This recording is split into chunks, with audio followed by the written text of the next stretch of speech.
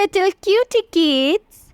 Today we'll learn about how God creates everything in 7 days. On first day, God creates light. On second day, God creates sky. On third day, God creates dry lands, sea, beautiful plants and trees.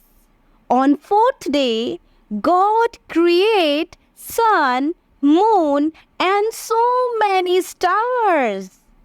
On fifth day, God creates beautiful birds, colorful fishes, and all the sea creatures.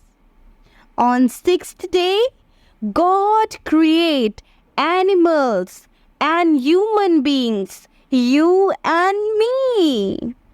On seventh day, God finished His work and rested. Bye-bye.